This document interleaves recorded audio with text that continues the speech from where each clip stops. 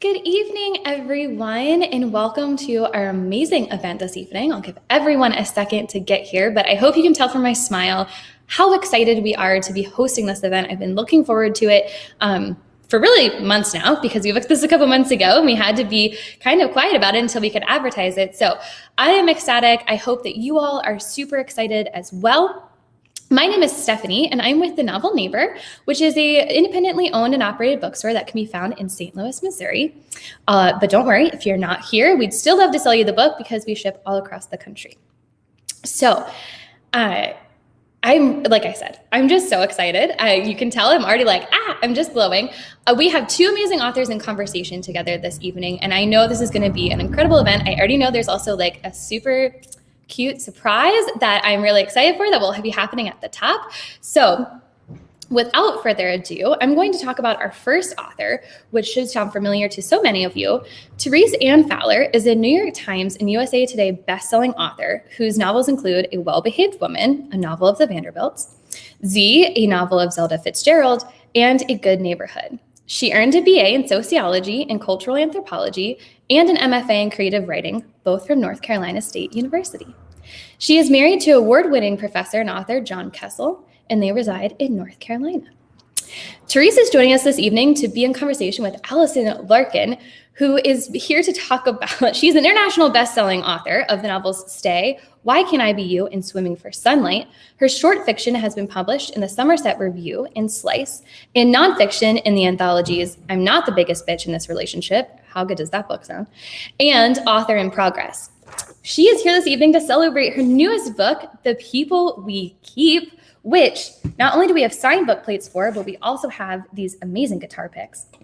And she is joining us from the San Francisco Bay Area with her husband, Jeremy. So Allison, Therese, welcome. Thank you so much for joining us. Hi. That was a really great introduction, Stephanie. Yes. Thanks. Yes, thank you. I am so happy to see you, Therese. Thank you, Stephanie. I'm so happy for everyone who's watching. This has been amazing. This book has been so close to my heart for so long. And the past week now, with the book out in the world, all the way out and on bookshelves, has just been absolutely incredible. I started writing this book in 2006. It's about a 16-year-old folk singer named April Sawicki, who lives in a motorless motorhome in a town called Little River. And she steals a car and hits the road. And the book follows her for a little while as she follows through the world, as she goes through the world, meeting people that matter to her and figuring out how she can make herself a person who can let them matter. So it's really wonderful to be talking with Therese Anne Fowler today, who wrote this book that I love so much and wrote so many other books that I love so much because, oh goodness. Well, we have a history. We do, and that's what I was going to say, and I almost started crying, is that, you're definitely one of the people in my life that I'm so happy to keep. So I'm so grateful to be talking with you. Thank you. And I'm gonna jump in and read a little bit from the book, and then we're gonna chat. We'll chat, yeah. Awesome. Do that. I blow town right after I play my set. Don't even stay to sign CDs. Just sneak out the back. It was a tough crowd and my music didn't fit. Everyone else's songs were edgy, less melodic. Leaving my car parked in the city costs way more than I'd ever make in CD sales. I know when to cut my losses. I drive until I hit Scranton and find a motel off 81. I push the dresser against the door and keep the television on all night, scraping words into the backs of motel postcards with a ballpoint pen that's almost out of ink. I, April, want too much and never get enough. Slowly, I twist the words, twist the power. It turns into a song.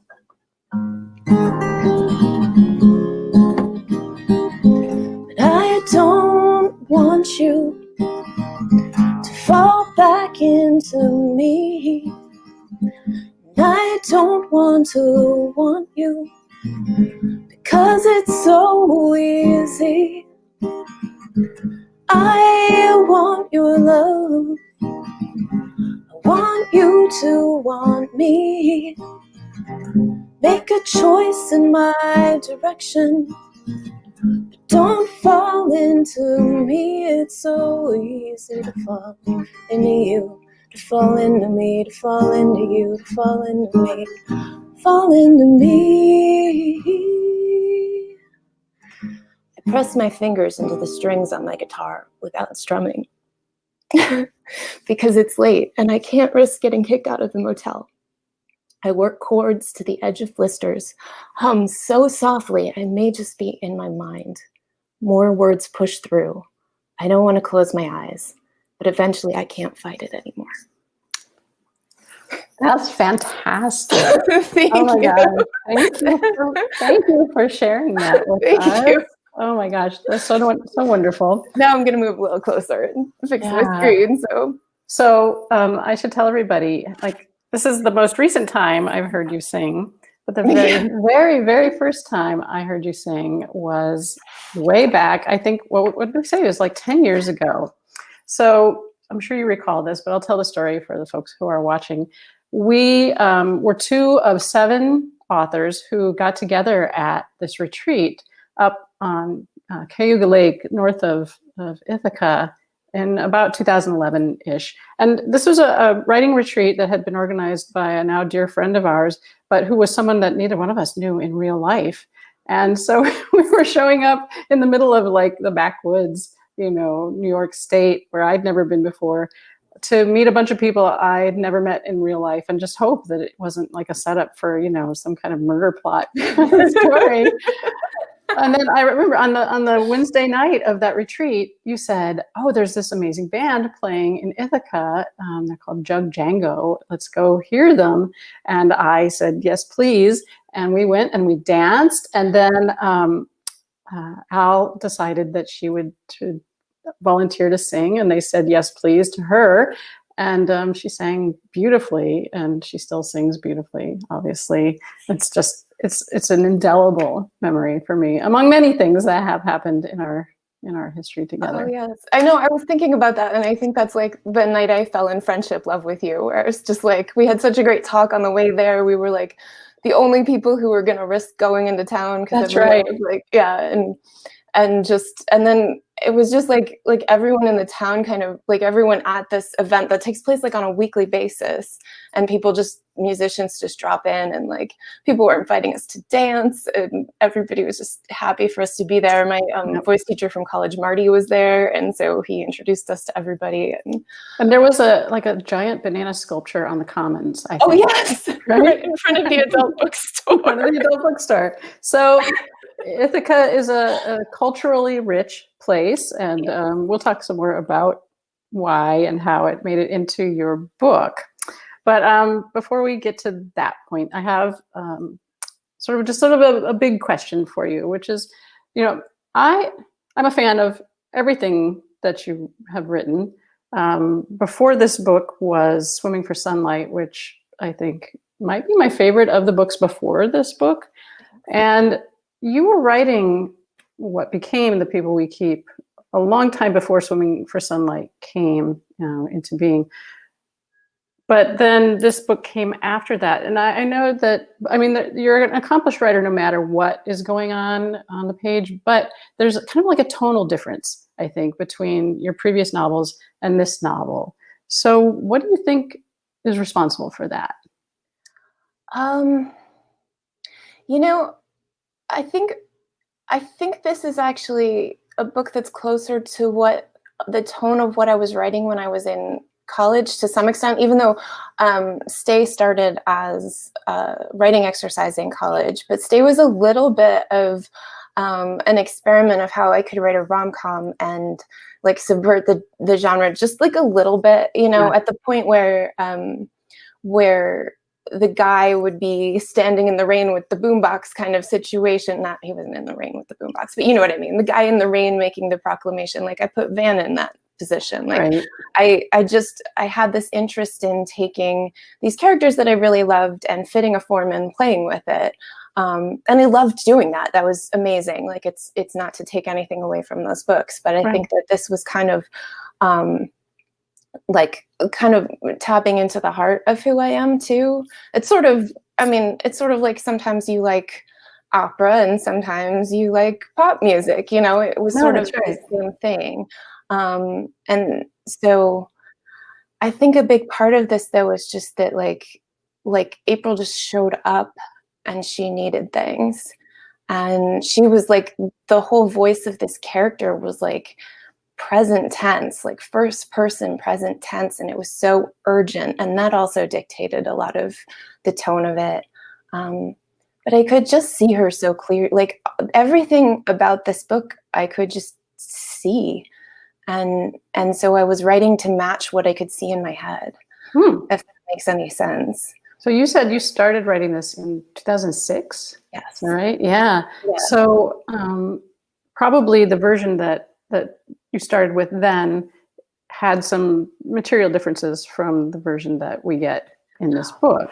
What's really interesting is like, I was just looking, there's a, right after the section that I read, there's this little part where she leaves the sweater behind in the motel. Yeah. That was the first thing I wrote for this book. And That's this is so interesting. Yeah. And you know, if you're new to the book, like I found that part with the song and it didn't have any spoilers, even though it's very far into the book. So we're talking about like halfway through the book, I wrote this one little thing. Like that was the first of what I started writing. It was this, you know, I had this idea in my head of this folk singer who I was working on Stay and she just kind of showed up in my head. And I was playing with the idea of somebody who like takes things and leaves things everywhere she goes. And so I started with her leaving a sweater. And then it actually goes into like, you know, her meeting Ethan and these other things. Yeah. And a lot of the parts of that ended up like I went back and found the story. And I had these like very perfect paragraphs where it felt like there was much bigger like stuff going on, but I didn't know what it was yet. So it didn't actually work as a story. But the parts were kind of polished. And so from there I was like, well, who is this person? Where did she come from? And that's where I got April in her motorless motorhome that her dad won on a poker game and stealing a car to go to an open mic night. And about when did you have a whole draft of this done? Because on that first retreat that I was referring to earlier, you reminded me that you were working on it in the sauna in the basement of the house. Yes. And I was thinking, what were you doing? I mean, there were a lot of us in the house. I mean, it was a big house, but I think you were like sharing bedroom space with somebody, so you didn't have your own writing space. Is that why you ended up in the sauna? Yeah, and I just kind of like wanted some time where I knew someone wouldn't walk through, you know, and I also really do like small dark spaces. And then also I was writing about this girl who lived in a motorless motorhome, and there was something about being in this like stripped down, like uncomfortable space. Method writing. That's what that is. It was method writing. I do want to note that like the sauna wasn't turned on. Right. I don't think we knew how to get it running. So, no, we didn't. We never figured that out. We went back again, and we still never figured it out.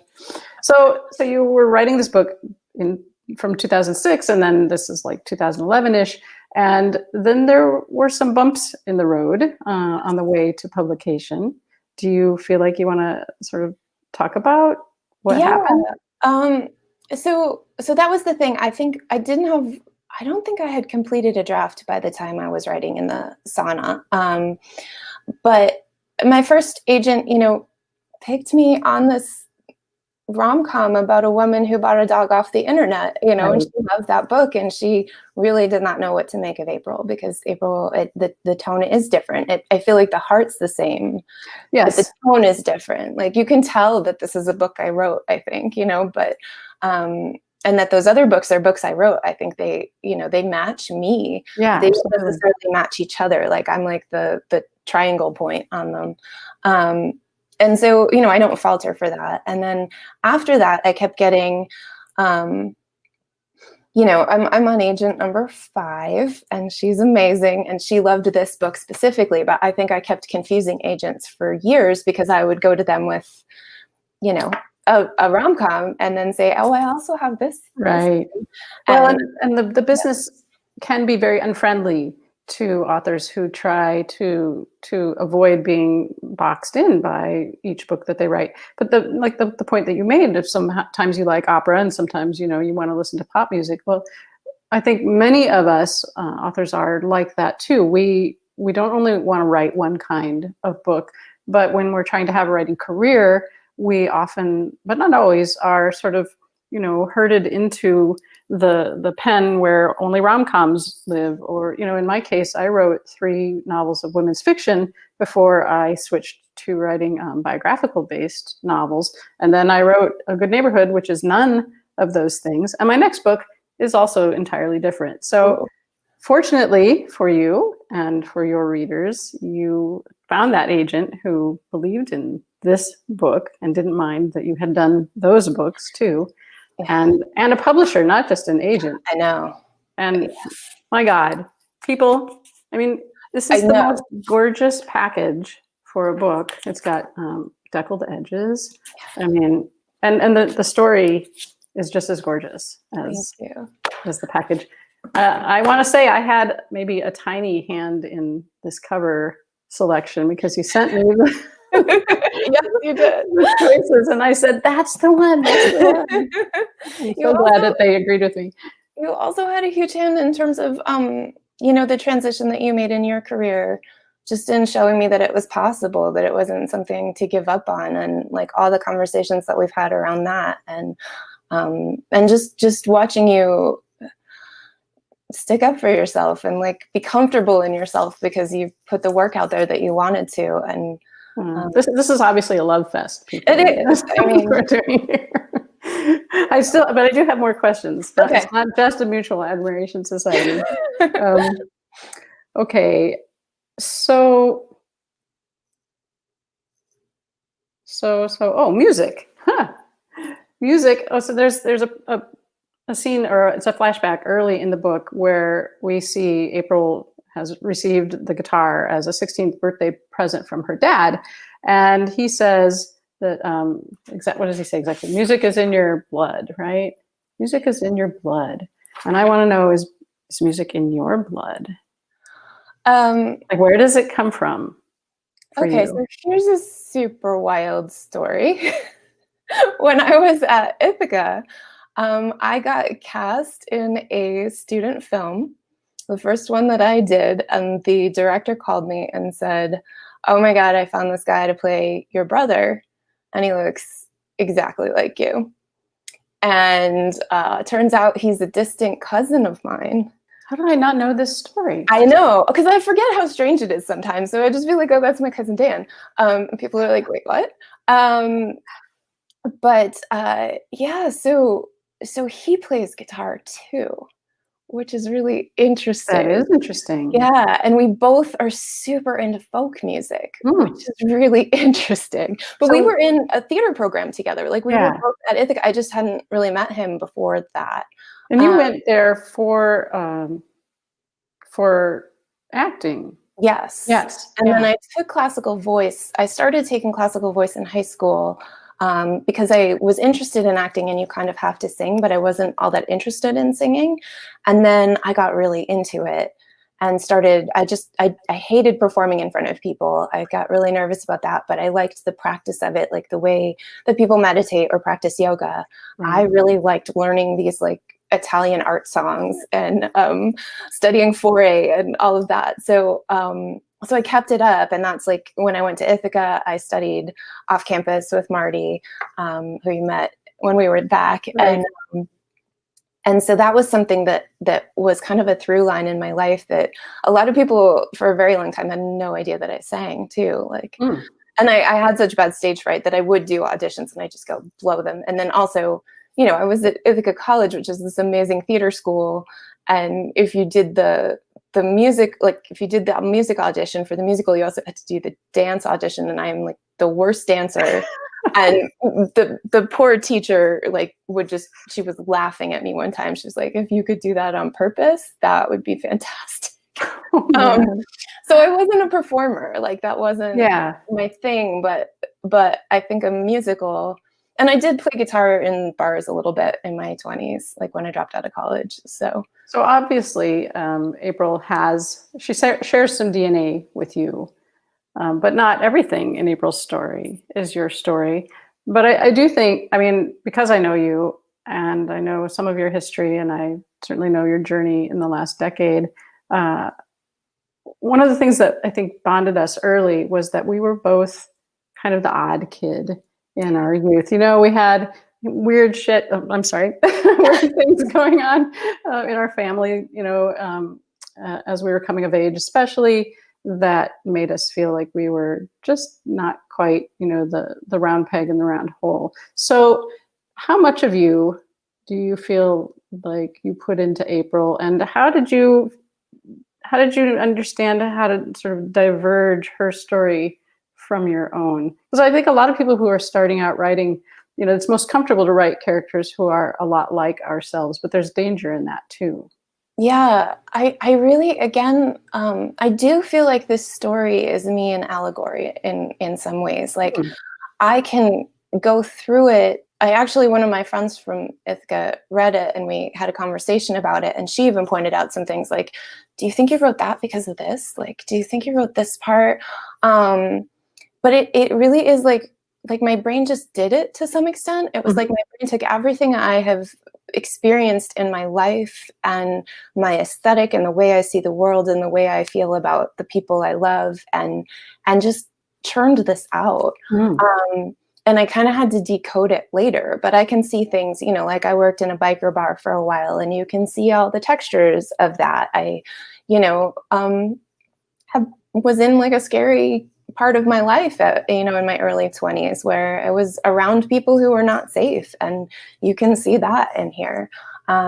It's not specific. You can't say like, oh, this person's that person. Yeah. But you could necessarily, like, I've been describing Margo as this, like, April has her boss at the diner where she works is like her only friend in the world at the start of the book. And she's really this I don't know, amalgam of all these women who took care of me over the years, like older women when I was younger, you know, who just told me one little thing about life that I needed to learn, you know. Yeah. Well, speaking of Margo, you know, she's a terrific character, but really all the secondary characters in this novel are so vivid and they're just so much, not always fun, but like so true. And I wonder, just, you know, on a craft level, do you find the secondary characters come more easily than your main characters, or is there any difference in that for you? A lot of times, like in my other books, a lot of times the secondary characters were a little bit easier. In this, like, April was really easy to me. She made sense, you know. I mean, she was difficult in terms of like knowing she was going to do something and be like, oh, come on, April, like, you know. But she just had a set of rules to her, and I had to follow those rules in how she went through the world. But the other characters really did come in pretty clearly. I talked about, I think in the last event, that I wasn't sure. Like, Ethan was a little cardboard until the last like couple drafts. He was there, but he was like one of the first secondary characters that showed up. Right. And so I hadn't taken him to that next level. Like, he showed up pretty clearly, not completely. I had this idea of who he was in my head, but I don't think it came across in what I was writing. And then I watched like 3 days worth of YouTube videos of Michael Stipe and just interviews with Michael Stipe. Not that he is Michael Stipe or anything, but I just had this like moment of like, what do I need? And I pictured Michael Stipe in this episode of Pete and Pete. And just like, he's got these big eyes and he's a little bit awkward. And I was like, Michael Stipe's what I need. And I watched all these videos of him. And then I knew how to write Ethan's physicality more. And that helped. And just like, just how it comes through. Like, watching a video of somebody is so helpful sometimes because you just, especially in an interview where it's not like a staged thing where they're doing what I'm doing right now. Like, oh, I have nervous hands. Look at my nervous hands, you know? I think that's helpful. So that helped a lot to do that, even though it was a weird thing. And I think I don't That's know. a, Do you it's have a, that? Where it's a you good tip. No, I mean, secondary characters almost always just sort of emerge in whole cloth, and then it's the main characters who are more difficult. But perhaps the first person narratives, not so much, because of my books, I've written just one in first person, and that was Z.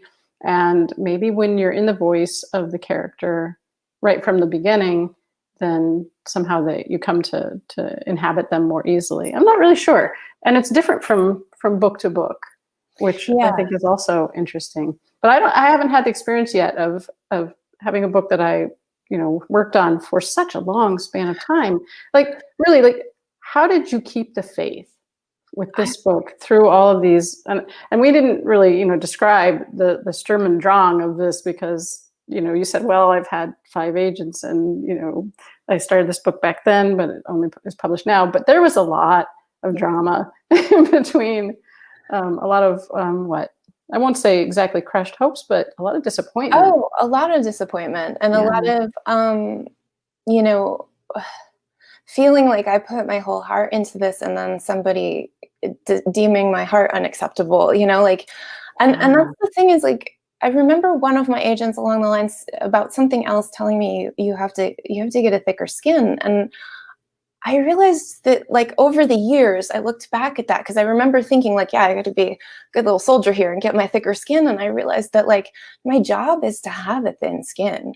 Like, our job is to feel everything. Like, that's what people want from us. And, you pull it together, and, but, like, this book is this book, and it's the way it is because I just threw my heart into it, and I didn't protect myself, and it was a process to do that. But you do have a thick skin. I'm just going to say. I do, I mean, maybe it's not maybe you have a thin skin and a coat of armor.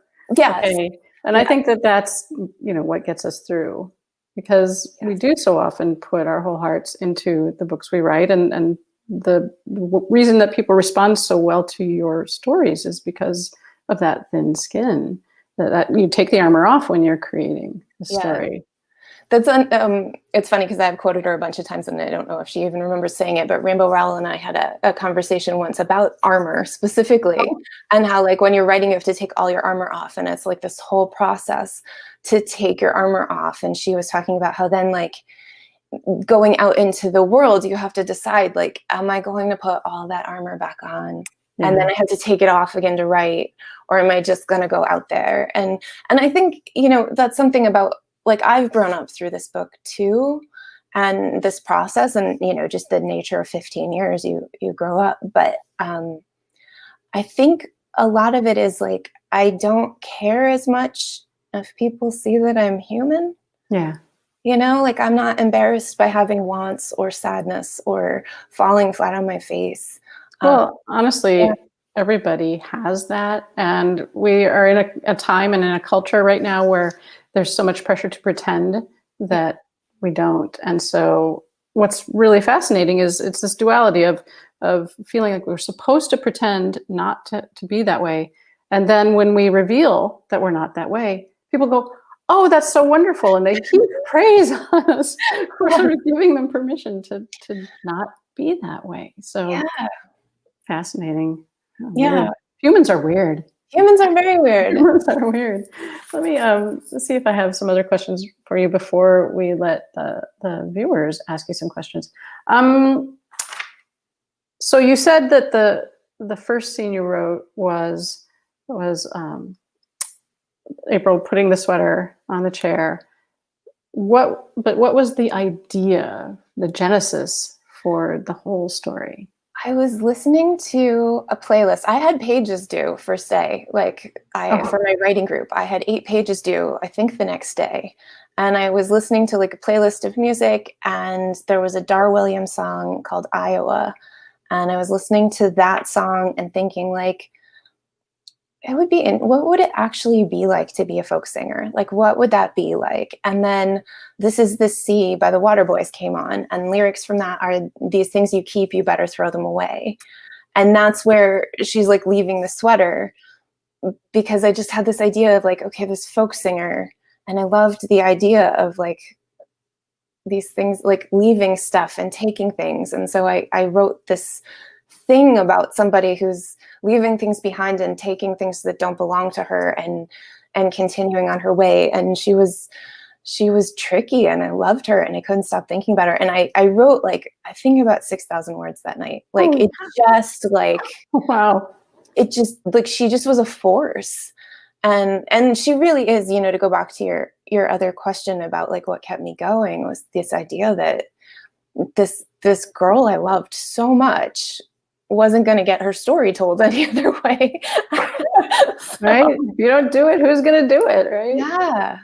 No, I think it's just wonderful. And for folks who are just readers and not writers, I just want to say 6,000 words in that short period of time is almost impossible to do. I mean, it's like vomiting onto the page, basically.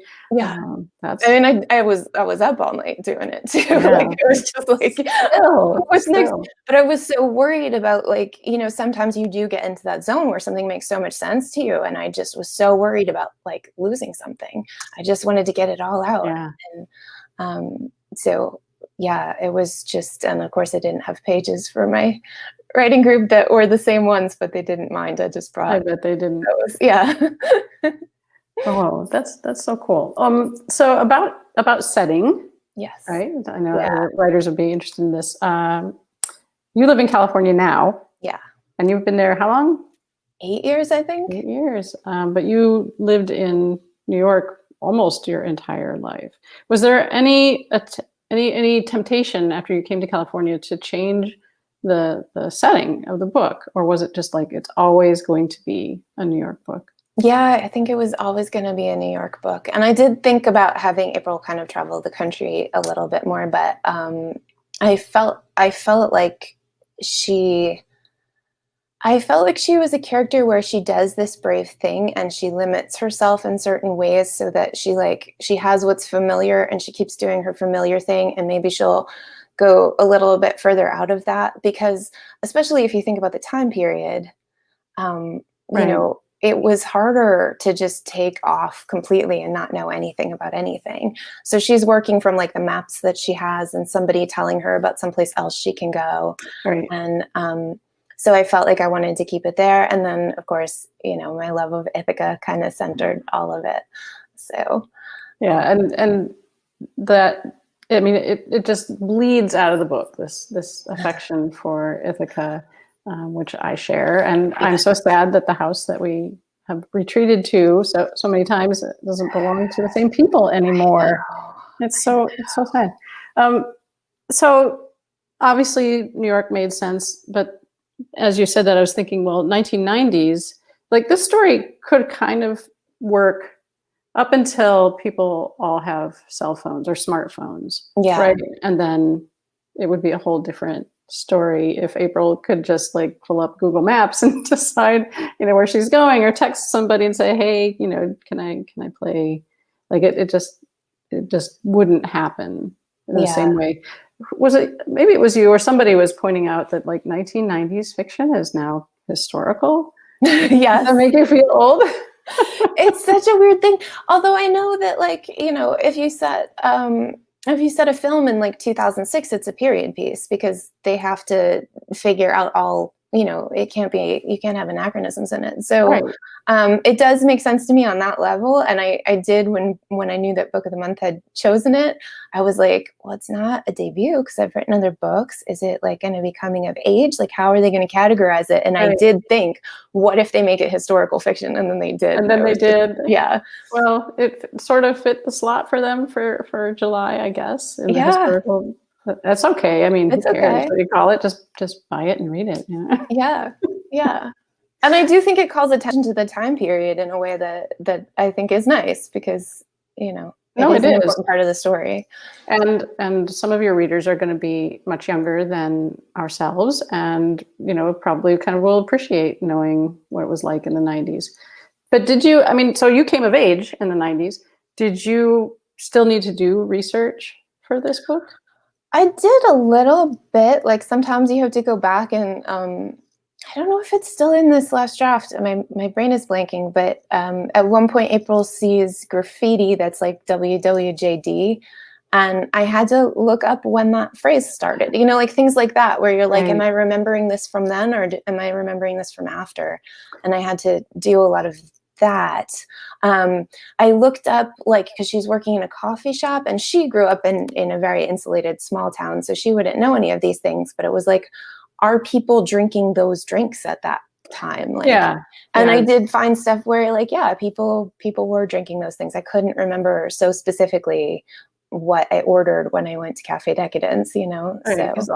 all of that, the past sort of compresses in our memories, right? You think, oh, what if I just watched Friends? Would it be there? And then you go, oh wait, Friends was in the 2000s. Yeah. A lot of times too, just listening to the music that I listened to then kind of like, triggers your brain and you can picture certain things you were doing or what you had or what you didn't. Yeah, I suppose it helps that you actually were there. Yeah. When I wrote a book set in the 20s in Paris, and I had to work a little harder to get the details right. But if I didn't get them right, probably nobody around could tell me that they're wrong. So that's the difference. I know that when I was reading Z, sometimes I would read something and be like, I bet she had that dress. She's describing a dress she saw. And I would like go look and be like, oh, yep, she did. That was real.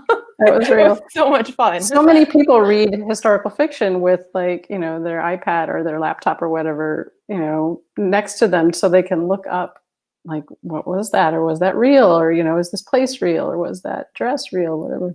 So I think that's cool for people who are much younger, who will read The People We Keep, and they'll be like, dang, so yeah, that grunge thing was really going on in Ithaca in the 90s. There's guys wearing skirts. I don't think that it's particularly that different there now, though, is it? I think it's gotten a little more commercial from what I've heard, like since they redid the Commons, like just a little bit. But I mean, when we were there, it was kind of the same. It didn't really feel that different when we were there from when I'd been there in college. I hope they left the banana. Yeah. Sculpture. I'll have to look that up. I mean, this thing was like, you could ride on it. It was like, and it had legs like an ant. It had legs, that's right. Spider or something. Yeah. I wish I should have thought to have a picture. Maybe I could have screen shared it for folks. I'll post it on Instagram again. There you go. Do that. I'm not sure if I have more questions for you, but I know that there are people watching probably do. Oh, hi, there's Stephanie. Yes.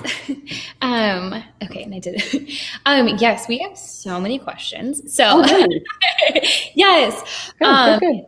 Before we even get to them, I just want, and hopefully you get to see the comments later. There are so many amazing comments that are just in love, Allison, with your song that you played for us. So just thank you so much for that. I know that was like a brave moment, and we really appreciate it. That really, I hope when you get to the comments, you see that clearly made this a very unique experience for everyone. And then the second thing I want to highlight is just people are loving the conversation between the two of you and how genuine it is. Thank you all. So Thank you. Thanks. And sometimes I wish you could see my face in the background, because I am just like, there's been so many times where my face is just like all sorts of emotion. So you've really taken us on an emotional, genuine roller coaster for the past, 39 minutes. And going into the next 20 minutes. So let's do it. if you haven't had a chance already, we have plenty of questions in the chat, but we'd love to hear questions. So you still have time to submit it. And I apologize ahead of time if we don't get to all of them, because there's just so many amazing ones. So the first one I want to go back to is, where was it? One that I think is good for both of you, of how do you stay focused and encouraged when you have a long-term project? So whoever wants to take it first.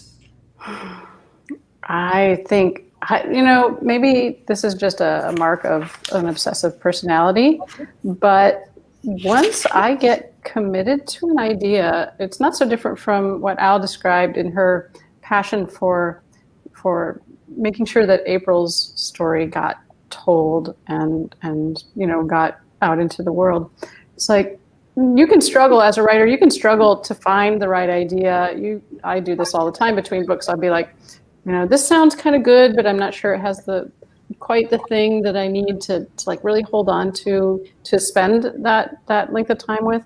And I'll try things out and I'll discard them. But then like the one comes, and then I basically become obsessed with it. When I was writing Z, I think that's one of the best examples of this. It's like eat, sleep, breathe, this project, the research, the writing, just, you know, it was almost like I had, you know, Zelda Fitzgerald standing behind me, talking over my shoulder, like dictation in my ear. It was just that intense. And that's not to say that everything else falls by the wayside. I still have, you know, responsibilities and all of that. But I'm also fortunate, and Al is too, that we get to do this full time. And we don't have the interruption of, you know, a regular job that we have to go to and then come back to it. So admittedly, it makes it easier. But I think you have to be kind of an obsessive type to see a novel through from not just to get the draft done, but then to get the draft right, and then to get it to your agent and to go through revision there, and then to get it to an editor and go through revision there. It's a long process. You got to really love what you're doing. Yeah. Yeah, I always think you kind of have to get a character to like that critical mass point where you're like, oh, I can't give up on them. And I think for April, it happened because I had that big moment with her right at the beginning where it was like, and I kept going back to what that feeling was. And that kept me going for 15 years, you know. But with some other characters, it's like, you know, you write around and you see what's there, and maybe you don't get there, but maybe you do. Sometimes like just continuing and thinking about them for a while. And as you go through your day thinking like, well, what would this character say about that? You fall in love with them. And then once you do, it's like they deserve a story. And you don't want to, you know, half-ass it. Like you want to give them the story they deserve, which is, it must sound so strange if you're not a writer, but it just happens. It's a great question. Yeah. That question was thanks to Glenn. So shout out to Glenn. Hi, Glenn. On that note of characters and deserving a story, has there also been, for either of you, a time where it was difficult to write a character, and difficult in the way of, you know, April obviously has a lot going on in her life, but I think it's very clear that you love her very deeply throughout the book. And same for you, Therese, you just mentioned Zelda kind of standing over your shoulder. Have there ever been characters, primary, secondary, who you got to a point where it was like really hard to continue to love them? And like and especially maybe hard to, maybe the better word is like to have empathy for them. Was that difficult for you with anyone? Yeah. Do you have one? You go ahead. Okay. So my second book, Why Can't I Be You, started based on an idea that somebody had brought to me. And then I kept spinning it, and it was somebody pretending to be somebody else. And then that ended up getting set at like a high school reunion with somebody pretending to be someone else to go to this high school reunion. She just doesn't like who she is and what her life is. And so somebody mistakes her. She's there for a business conference. Somebody mistakes her for somebody else, and she just wants friends. And she starts, you know, going into this process of pretending to be this other person. And I started writing it and got like, and I had a contract for it. I sold it on a pitch. Yeah. And I got, you know, a little ways into it and thought, this is a horrible thing to do. I can't like this person. I have to give my advance back. Like, I can't do this. And on a Friday night, I'm like calculating how I'm going to give my advance back. And then by Sunday, I was like, oh, that's how I do it. Okay, never mind. Like this other character showed up, and they had this, I wrote this really heartfelt conversation where Robbie is sharing, he quit smoking and he had his first cigarette with Jessie, who's this woman that she's pretending to be. And so he takes Jenny out into this field, and they're smoking his last cigarettes when he quit because he smoked, and he's just been holding them for this person. And they have this really heartfelt conversation. And I realized I just had to get really vulnerable about why somebody would want to do that. Like, the answer is always like what the motivation is, how their heart developed. Like, I think, Therese, you do that so well. Like in A Good Neighborhood, I could tell like all your characters have that backstory, you know, like they have that intention. Like none of them think they're bad people. Everybody's just trying their hardest. And I think you can fall in love with a character if you figure out how they're trying their hardest, even if they're not doing the right thing. It's like why we love Tony Soprano so much, you know? Go ahead to another question. Okay. I mean, I have things to say, but let's give other folks a turn. So this question is calling back to a specific comment that you made, Allison. That's okay. I'll answer any of them. I don't know why I defaulted to that. When you say you could see this novel as you wrote it, how does it compare to your writing process for your other books? This is probably a very weird thing to say, but I feel like it's further back in my mind. I do think I have like a mild form of synesthesia or something. Like I've kind of started to learn about that, and I think I have some of that going on. So I don't know how much it actually makes sense to describe to people who don't have that going on, but like I can kind of almost watch the scenes and like Stay was here and April's like here. It's like a richer, I don't know how to explain it. I feel like I sound like a crazy person, but it's just like deeper in my mind. Like it's like I'm digging into the recesses for it. And that's what felt different about it. So did you not have that experience with any of the other books? The other ones, like I can see the scenes. Yeah. They're just more, they're just not as deep. I don't know how to explain it. Like, it's such a weird thing to say. I could definitely see what was happening. I was describing what I was seeing in my mind, like what I was picturing, but it wasn't like quite the same video quality or something. It was like watching video versus watching film. Like all the hues were richer. Yeah, just keep talking. It's still going to get muddier and muddier. I'll make less and less sense to you as we go on.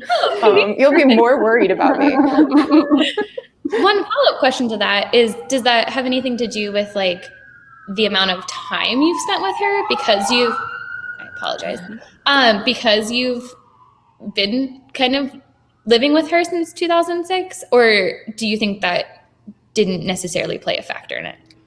I think that some of the sensory experiences of April kind of like hit some of my core like sensory memories. And so like she's like the pine needles and the pine trees and like her experiences with water and things like that are all just elements I connected with really strongly when I was a kid. So I think that might be a part of it, but it was pretty rich, and it did kind of happen in a different part of my brain, I think, in terms of how I was visualizing all of it. But it did make it, I mean, it was just always a place I could go back to really easily. And I think that was maybe a muscle I was working over time, where it became really, I just listened to like Chris Perica is my favorite folk musician. She's absolutely incredible. I just listened to Chris Perica and then I'd be right back in April's world. So, yeah. This next question is for both of you. How do you survive being on submission with each new book that you get published? Well, luckily, most of the time, once you're already published, the submission process is not quite as excruciating. Most of the time, you're able to just turn in a proposal for the book that you hope to write to an editor that you've already worked with. And then, if the stars align, which most of the time they do, then you just roll right into that book with the same team that you've been with. That does not always happen, however. as we both had this experience, but Al in particular with this book. Yeah, it was a lot of like reinventing the wheel over and over again of like, I think this is my person for this book, and then it was like, no, they want something different from what I did, and so I'm gonna have to move on. But I think the thing that happens though is like once you go through the first process of trying to get published and trying to get a book deal, like you've already failed so many times, you've been rejected like so many times that it's still hard. You want to be accepted, but rejection it's not as scary as it used to be. Like it's still hard. The waiting is hard. The waiting is really hard. And some people are on submission for a really long time, especially in the last year and a half with the pandemic. The submissions process has been so slow, and people have been waiting, so long for any kind of response, not just the yes, which they hope that they'll get, but just anything. And I think it helps. I mean, the perceived wisdom that I think it's absolutely true is that, start something new. Yeah. And, fall in love with your next project. Yeah. And that's where April helped me, because I just would switch right back to that and back to her. happy to work with April again. So, so what's going to happen now, Al, huh? I know it's hard. Well, although I have other projects I've been seeding over the years that are, so there you go. There's the wisdom. Yeah. Thank you for that. I think there's a lot of writers that are tuning in tonight. So hopefully that's, cool. Hopefully they find that very helpful. I hope so. Back to, so I do think it's hilarious because I am part of Book of the Month groups, which you both have been chosen for. So I love that. The fact that I did see a lot of comments at the time where people were like, I can't believe the 90s are considered historical fiction. I think this question came in about the time that you were referencing that. Was there a reason that you said it in the 90s rather than present day or any other time? Yeah, I really didn't. Well, there's a couple of reasons. I didn't want April to have access to a cell phone because that was just the easy out. But also, I was in Ithaca at that time period. And once I got her to Ithaca, and it took place at Cafe Decadence. Cafe Decadence I didn't work there, but it was just this really cool little coffee shop, and I loved it. And I used to go there and get sandwiches and coffee all the time. And then it closed. I think it was my freshman year to my sophomore year, it closed. And so once I decided I wanted to set it there, that gave me my time period because I wanted it to be when that cafe, I mean, I make things up all the time. I could have just made up when Cafe Decadence was open, but it's sometimes nice to have outside constraints. Like, you must have that from writing historical fiction. Like, it gives you some pillars and then you work around them. Yeah. Sorry, I'm reading new questions that are coming in. So sorry for the delay, everyone. This is a great question. So I think it's a time to spotlight. Well, someone was asking if you've made a playlist of folk music, which might be a good time to spotlight that there's a Spotify playlist for this. And maybe you can speak to that, of what inspired you, as well as people are wanting to know if you have recorded any of your own music. I have not really totally recorded any of my own music. A friend of mine did write, yeah. I mean, there's stuff on my phone, but I don't want to show you. Follow Al on Instagram, and you'll occasionally get a treat. Every once in a while I get brave and post something, but it's not usually my stuff so much as like cover songs that I'm playing. True. A friend did write music to one of the songs in the book, and she did a recording of that, but I haven't done anything official with the rest of it. Not all the songs in the book are totally written out either. Sometimes it was just like the intention of what the song would be. And I'm also not saying that April sounds like me. I want everybody to kind of have their own vision of what April is, and what her songs are. If April did sound like you, she would be lucky. So. Oh, thank you. The songs on the playlist are songs that inspired the book. So some of them are time period accurate, but some of them aren't. It starts with a Chris Perica song. There's a lot of Chris Perica on there, because the opening of the book, the epigraph, is lyrics from her song, Compass Rose, which was just really important to me as focusing what my intentions were for the book when I was writing it. But you'll find a mix of songs. Some of them are folk songs, some of them are songs that April mentions, and some of them just kind of set a mood for me. Love it. I love the experience of having a playlist to go along with something. We love playing them at the store.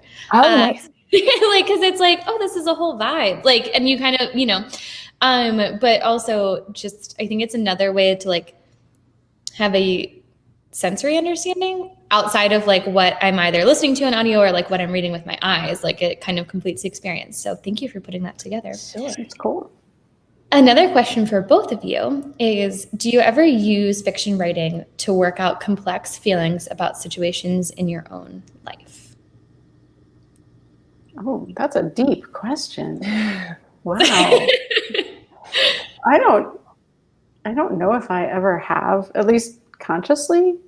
But there are pieces of my history and my issues and all of that go into my books. I think sort of, every book. Would you say that's true, Al, for you? Yeah, absolutely. Do you have a consciousness of, Usually it'd be a terrible form of therapy. Yeah. Honestly. It's like with Swimming for Sunlight, she obviously has anxiety issues and everything. I didn't start out trying to write a book about a woman with anxiety. Even though I've had anxiety, that's something I've struggled with my whole life on and off. So it was like just kind of you pull from yourself and you're like, oh, that's why this character is behaving like this, or that's how I understand this character.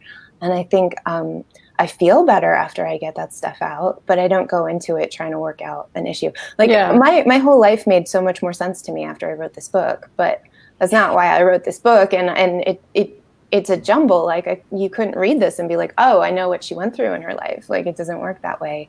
But I think some of the things that I just had a pull to write about were things I needed to work through for myself.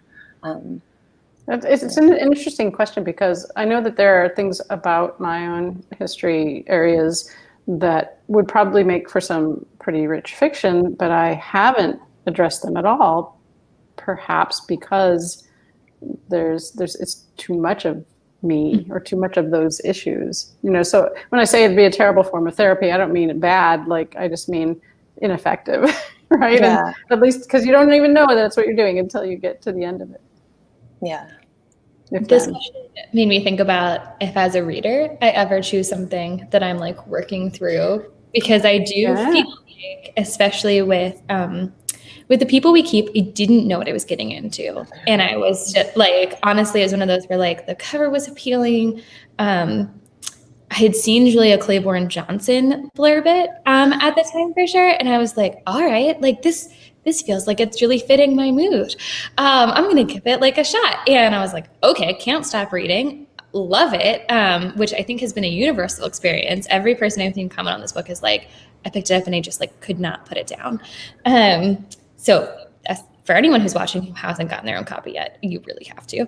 And then, but for A Good Neighborhood, I definitely felt like I was working through some things as a reader, as I was and I, just kind of a callback to talking about characters. There's a character in that book that I was I viscerally hate him. But I understood that was also a mark of where I was with, I think where many of us were and still are in some cases. Yeah. Actually, I was talking to a book club in in Italy recently, and there was a woman who brought up that character and was talking about how, it called back some experiences for her personally, so it can do that for the reader, and you don't even necessarily know when you're going into the book that that's what you're going to get from it. And I hope generally that's a good thing. Yeah, I think so. It's nice though when you read something like that, because then it's like you described that character so perfectly, and then you're like, oh, that's a thing. Other people have felt that way about that kind of situation and that person and that ego, and it's calming. It's reaffirming. It's helpful. Yeah. Just want to comment that Emmett said Stay really helped them work through a tough time in their life. So Emmett's the best. Back to shifting gears a little bit outside of talking about we're still talking about you as authors, but more just getting to know you before we end for the evening.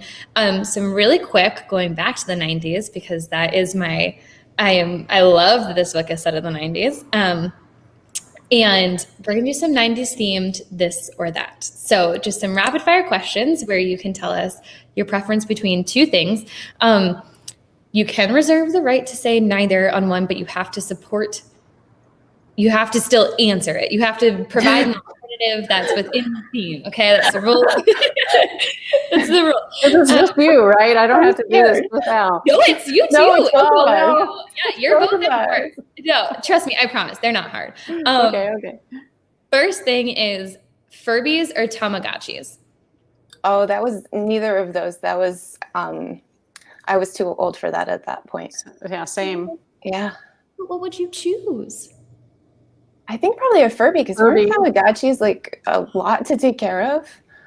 Oh, I they would have really killed mine. Mhm. Yeah. Yeah, Mhm. no, No, I- there was a family effort on my behalf, and it still died. What were you gonna say, Therese? I was just saying, same. Just saying. Furby is my choice too. I'm shocked by that. I find them very creepy. So that is, and also feel free, viewers who are watching, feel free to vote in the comments as well. I forgot to mention yes, that. to vote. Vote for your own thing. Okay, celebrity couples from the 90s. Were you more into shipping Ben Affleck and Gwyneth Paltrow, or Matt Damon and Winona Ryder? I forgot that Matt I Damon was and just Winona gonna Ryder say. dated, but I'm like, I love Winona Ryder so much that I just, Wow. I don't know. I always Yeah. think of like Winona and Johnny. Like that's my Yeah, default. no, yeah. Same. Again, same. Sam, ooh, you can tell your friends. You have very good. We do share an aesthetic. Yeah. Speaking of aesthetics, would you be more into, even if you didn't wear them at the time, the like laced plastic choker necklaces or jelly shoes, the ones that gave you the awesome blister? I wore jelly shoes when I was a little kid. That was more like an 80s thing. And I liked those. They're cute. I kind of want them to make a comeback. Yeah, they'd be useful too. Doesn't matter if they get wet. I kind of want to say neither, because I hated the jelly shoes. Like, I hated them on everyone. And I look terrible in the choker. You know, like, it's just not, that was never my look. You know, maybe put it around my forehead and then we'd be like doing a 70s thing. Nice. So that's what you get from me. It's a great answer. It was interesting to Google 90s fashion, and honestly, why I had to come back to these two are they're like two of the few things that have not made their comeback already. Yeah. Like other, like plaid overalls, which I'm currently wearing. And there was like I wore those so much. I wore overalls all the time. Yeah. So great. But I'm not wearing them now. No. I mean, not now, and then not like now, broadly like, now. This time. Yeah. Okay, so turning to some television, which both of these are technically cheating on either end, but the bulk of them took place during the 90s, so go with me. Friends or Seinfeld? Seinfeld. I have like lovely memories of watching Seinfeld in my dorm. Yeah, Seinfeld. Yeah. It was so bad and good at the same time. I mean, bad in the good way. Not bad like quality, but, Jerry Seinfeld bad. And Elaine. I mean, it was just Elaine. Great. Great. Classic. Friends is cool. Friends is cool, but I did watch the Friends reunion recently. And I was like, okay, that was cool. But I didn't actually watch a lot of Friends back in that time. So people are gonna really. I don't think Friends aged well. I tried to watch it and I was like, But I'm sure Seinfeld probably hasn't aged well either, if we're being honest. No, TV has gotten so much better. Like, in the last decade. Yeah. I picked both of them. The other two frontrunners, not frontrunners, the other two that were on the docket were Mad About You, which I remember being with. Love also that show. I watched that one. Yeah. Which I weirdly discovered that got a reboot that I didn't. Yeah, I keep meaning to watch that. I haven't watched it yet. Yeah. Missed that. I didn't realize. And then also, of course, The West Wing. Like, we can't talk about 90s television without mentioning The West Wing. Final this or that. Also related to media, but turning to film. Clueless or 10 Things I Hate About You? Clueless. I didn't see either one of them. That makes sense though. Like, that wasn't, I was like right in the Clueless. That makes sense.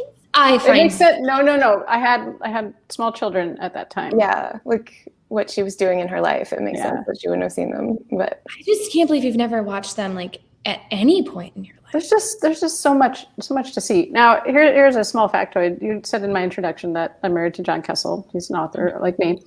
Well, so John Kessel had never seen Saturday Night Fever until about a month ago when I said, "That's it. You have got to watch this movie." I mean, you can just you can just miss it, and then maybe never come back to it. And he also has not seen Top Gun, and I'm not sure. I've never seen Top Gun, actually. Yeah. Okay, I find a lot You of guys things are going to be so proud of it. Oh my gosh! Well, you got to watch it because we're getting a whatever it's called reboot of that. Yeah. Yeah, we're getting another one of those. I do just want to say I was not prepared to watch Saturday Night Fever. Like my impression of that movie on the very little research that I did going into it was very different than the type of movie it was. Yeah. It is not just a fun dance movie, which is 100% what I thought I was getting into. So that is like Grease or something like. Yep. Yeah. I really thought that's what I was getting because that is my like lasting impression of John Travolta, and that wasn't it. And I think my mouth was like agape the entire time I watched it.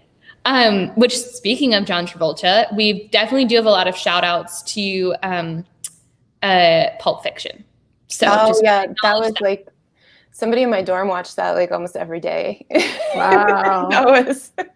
I've seen Pulp Fiction so many times just in parts. Just because it was Wow. Okay.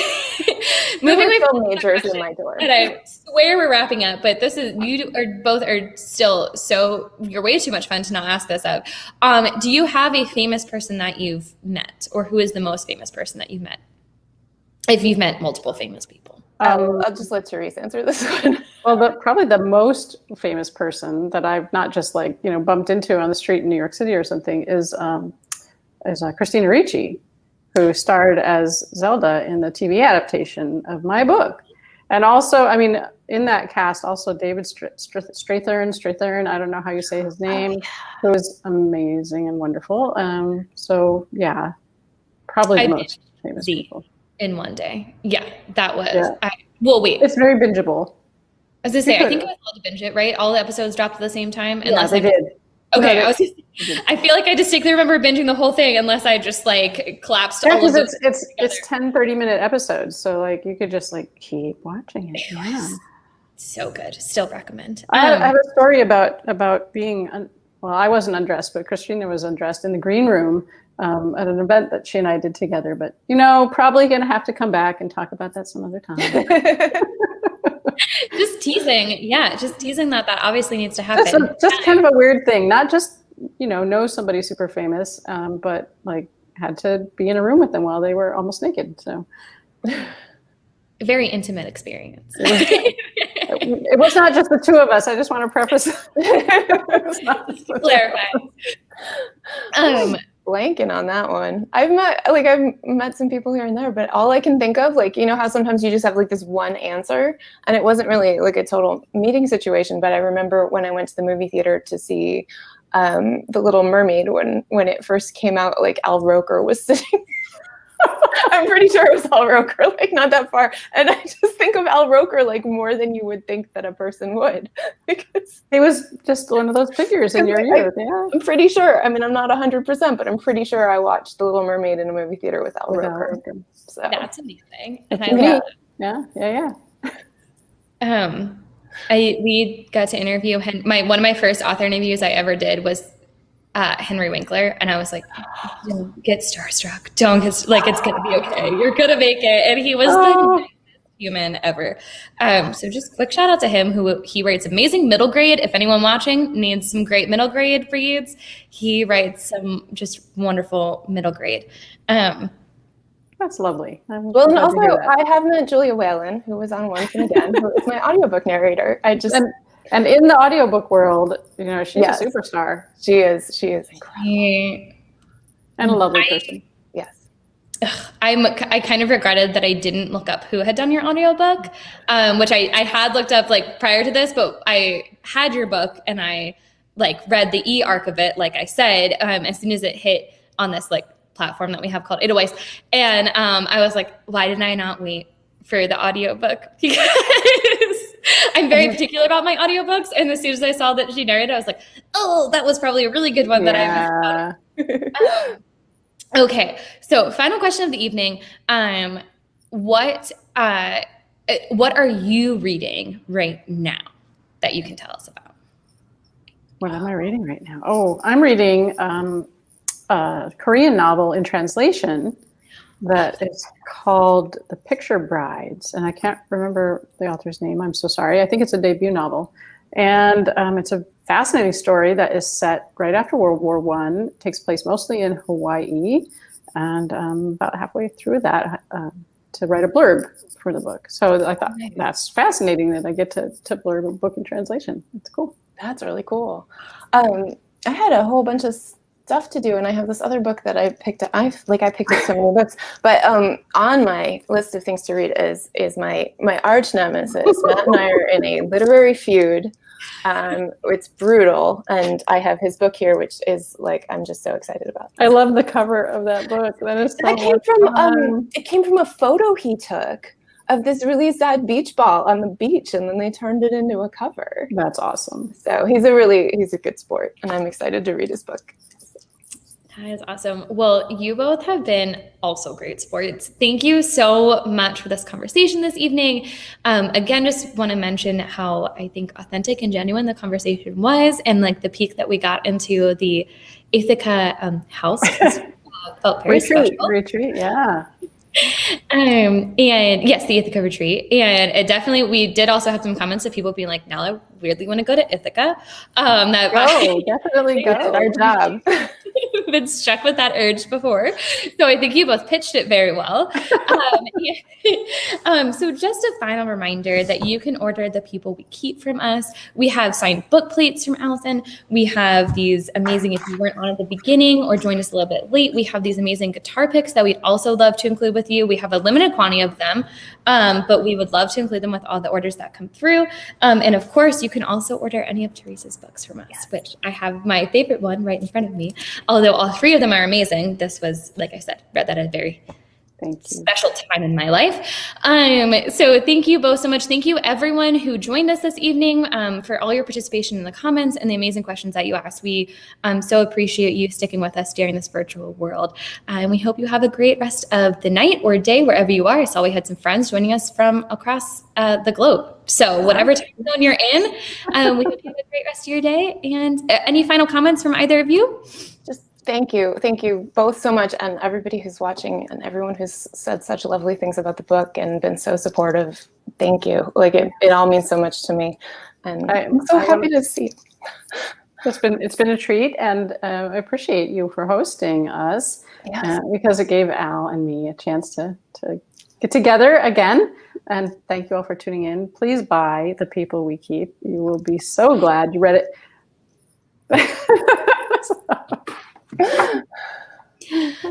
All right. Well, good night, everyone, or good day, whatever. Bye. Good time.